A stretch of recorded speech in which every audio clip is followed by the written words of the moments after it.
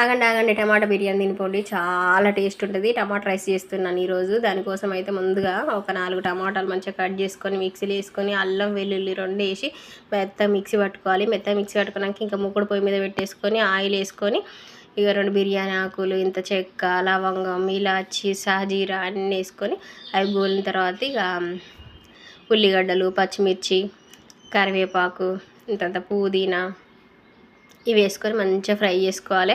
Fry చేసుకున్న తర్వాత ఇంకా మిక్సీ పట్టుకున్న టమాటా ఉంది కదా, టమాటా ప్యూరీ, ఆ టమాటా ప్యూరీని కూడా అందులో వేసి ఆ టమాటా ప్యూరీలో నుంచి మంచిగా ఈ ఆయిల్ బయటకు వచ్చేంత వరకు వేపుకోవాలి. అందులో ఇంతంత జీలకర్ర పొడి, ధనియాల పొడి, ఇంత కారం వేసుకొని మంచిగా ఆయిల్ పైకి వచ్చేంత వరకు వేపుకొని ఇక అప్పుడు ఇక మనకి బాస్మతి బియ్యం అంటే బాస్మతి బియ్యం, నార్మల్ బియ్యం అయినా పర్లేదు, ఏదైనా మంచిగా పొడి పొడి వండుకొని చల్లార పెట్టుకున్న తర్వాత ఇంకా ఈ వేగిన గ్రేవీలో అన్నం వేసి కలుపుకుంటూ ఉంటుంది. బిర్యానీ ఫ్లేవరే అండి, ఒక్కసారి ట్రై చేయండి, చాలా చాలా బాగుంటుంది.